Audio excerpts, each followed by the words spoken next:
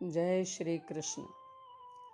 युधिष्ठिर बोले, ज्येष्ठ शुक्ल पक्ष की निर्जला एकादशी का महात्म मैंने सुन लिया। आषाढ़ कृष्ण एकादशी का क्या नाम है, हे मधुसूदन, कृपा करके मुझसे कहिए। श्री कृष्ण बोले, हे राजन, व्रतों में उत्तम व्रत मैं तुमसे कहता हूँ। आषाढ़ के कृष्ण पक्ष की योगिनी एकादशी का व्रत सब पापों को दूर करने वाला है और भक्ति और मुक्ति को देने वाला है। पुराणों में लिखी हुई उसकी पाप नाशनी कथा को मैं वर्णन करता हूँ। अलकापुरी का राजा कुबेर शिवजी का पूजन किया करता था। उसका माली हेममाली नाम का यक्ष था। उसकी स्त्री बड़ी सुंदरी थी। उसका नाम विशालाक्षी था। वो माली उसके स्नेह से युक्त होकर काम के वशीभूत हो गया और वो मानसरोवर से फूल लाकर अपनी स्त्री के प्रेम में फंसकर घर पर ही ठहर गया। फूल देने के लिए कुबेर के स्थान पर नहीं गया। हे राजन, दोपहर के समय कुबेर जब शिवालय में शिवजी का पूजन करने लगे तब वहाँ फूल दिखाई नहीं दिए। हेममाली अपने घर में अपनी स्त्री के साथ रमण कर रहा था। विलंब के कारण कुपित होकर कुबेर ने कहा कि हे यक्षों, दुष्ट हेममाली क्यों नहीं आया है, इसका निश्चय करो।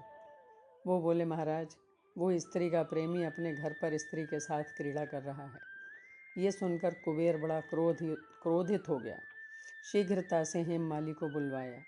देर हो जाने के कारण वो माली भी भय से व्याकुल होकर आ गया। कुबेर को नमस्कार करके सामने खड़ा हो गया।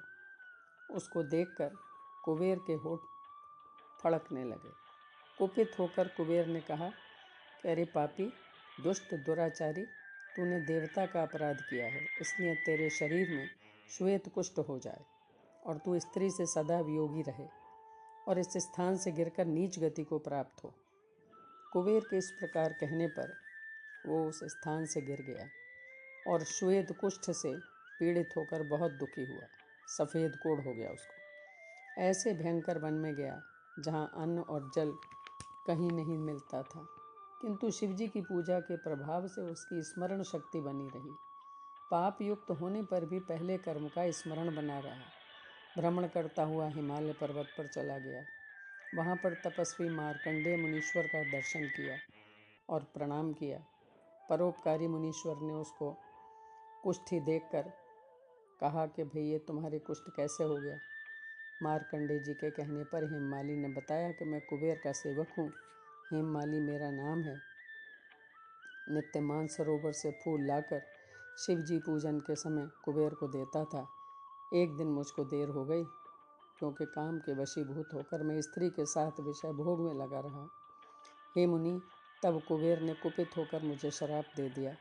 उसी से मेरे शरीर में कुष्ठ हो गया है और स्त्री से वियोग हो गया। इसलिए हे मुनि श्रेष्ठ, मुझ पापी को उपदेश दीजिए, क्या करूं? मार्कंडेय जी ने कहा, तूने सत्य कहा, झूठ नहीं बोला, इसलिए मैं शुभ फल देने वाले व्रत का उपदेश करूंगा। तू आषाढ़ के कृष्ण पक्ष की योगिनी नाम की एकादशी का व्रत कर। इस व्रत के प्रभाव से निश्चय करके तेरे ये सब कष्ट दूर हो जाएंगे। मुनि के इस वाक्य को सुनकर उसने पृथ्वी पर प्रणाम किया और उसने ये उत्तम व्रत किया। इसके प्रभाव से वो देवरूप हो गया। स्त्री से उसका मिलाप हुआ और अच्छा सुख मिला।